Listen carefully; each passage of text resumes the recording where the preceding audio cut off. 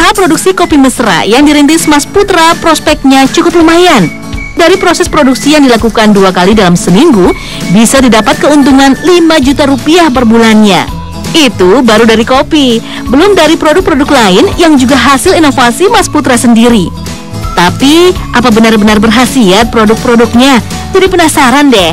Secara umum, rempah-rempah tadi memang dipercaya secara empiris berkhasiat sebagai afrodisiak. Tetapi apakah ketika bahan yang masing-masing dipercaya secara empiris sebagai afrodisiak, ketika dicampur dengan kopi juga punya efek yang sama? Perlu kajian lebih lanjut, perlu diteliti. Ide membuat kopi mesra berawal dari kesulitan Firnanto Hasmana Putra dalam mencari pekerjaan. Pria lulusan Fakultas Pertanian sebuah universitas di kota Surakarta ini kemudian mencoba peruntungannya mengikuti tes pegawai negeri. Sayang, hasilnya tak sesuai seperti yang diharapkan. Untungnya, di saat dilanda kebingungan, secangkir kopi memberinya inspirasi.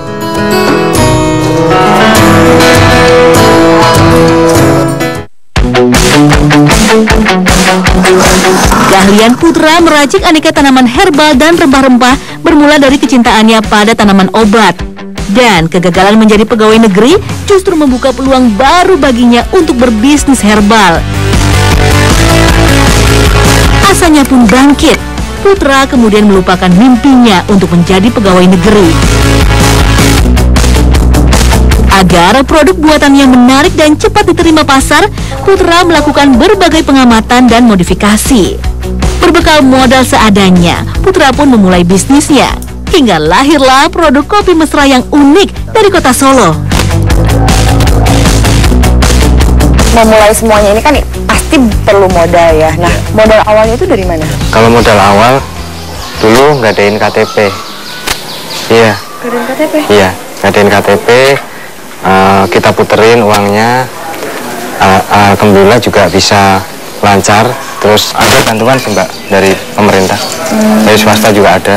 Salah satunya dari inkubator bisnis UNS. Oh gitu. Ya. Kesuksesan Putra mengolah tanaman herbal menjadi produk inovatif yang trendy menarik minat rekan-rekannya untuk ikut bergabung. Putra lalu mendirikan kelompok Lawu Herbal di tahun 2010 lalu. Mereka secara rutin mengikuti pelatihan-pelatihan dari dinas terkait untuk meningkatkan kualitas produk-produknya. Kelompok Lawu Herbal memiliki puluhan anggota. Kebanyakan masih berusia muda dan masih berstatus sebagai mahasiswa. Tergabung dalam kelompok Lawu Herbal, alhasil banyak anggotanya yang akhirnya mampu membiayai kuliahnya sendiri. Tujuannya dibuat kelompok?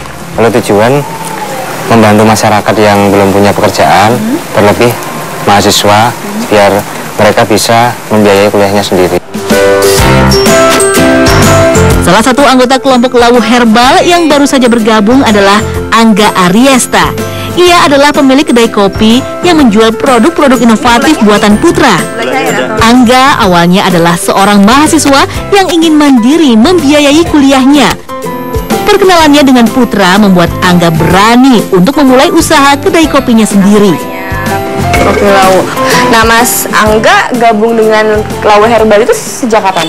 Bergabunglah sama Lawu Herbal itu sejak tahun 2015. 2015. Ya.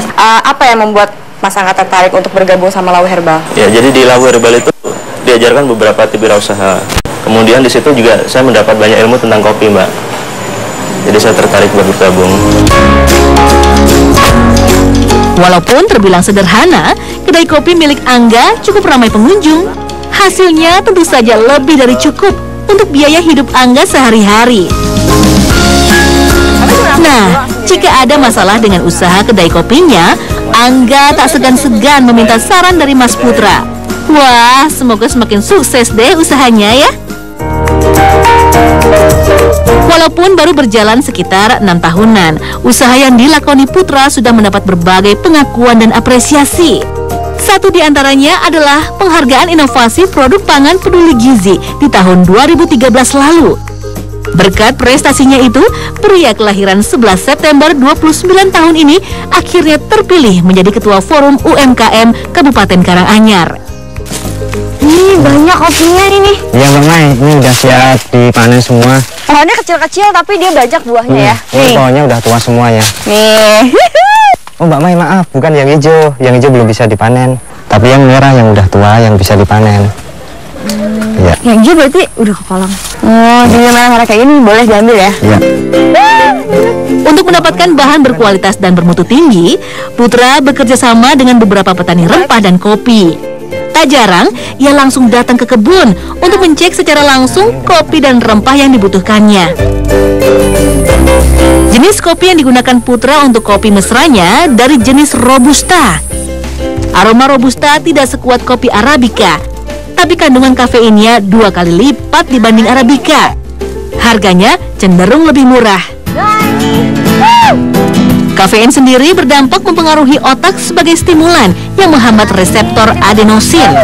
Dampaknya membuat kita lebih berenergi dan bersemangat.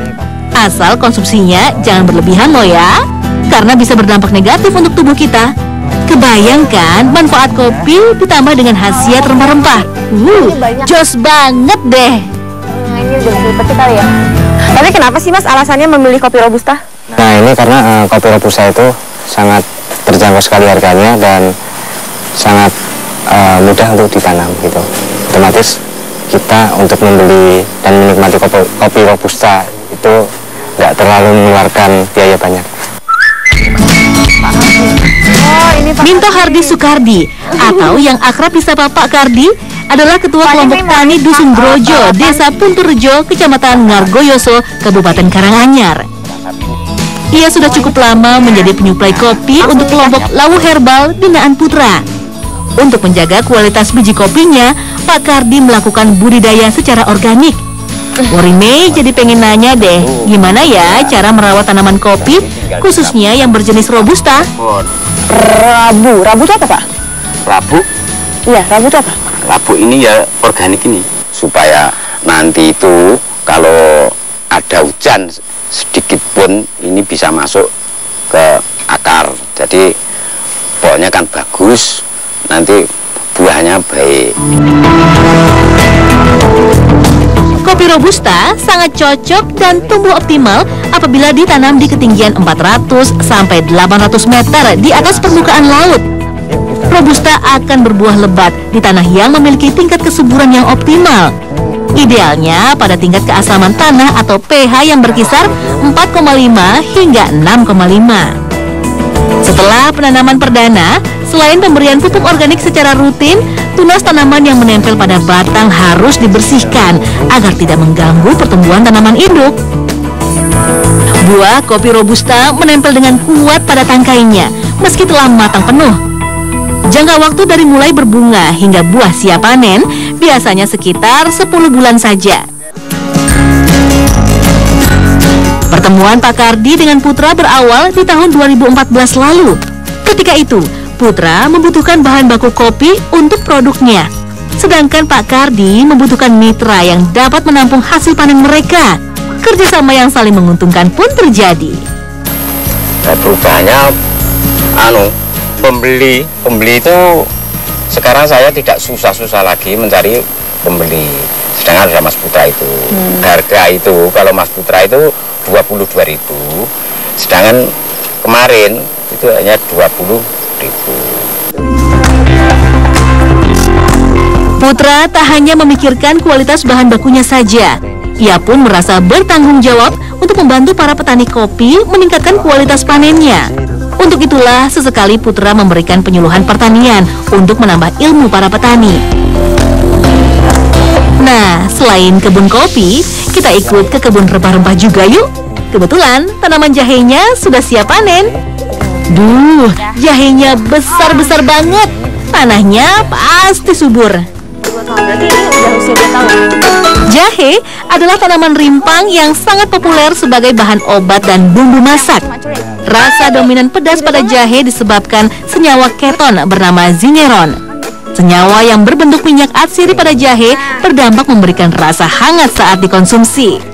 Khasiat jahe jangan ditanya deh, banyak banget. Di antaranya mengatasi gangguan pencernaan, mencegah kanker usus, anti alergi, menghilangkan mual dan masuk angin. Komplit deh pokoknya.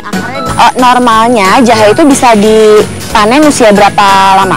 Kalau jahe 1 tahun itu udah bisa dipanen. Kalau jahe kita itu usia 2 tahun.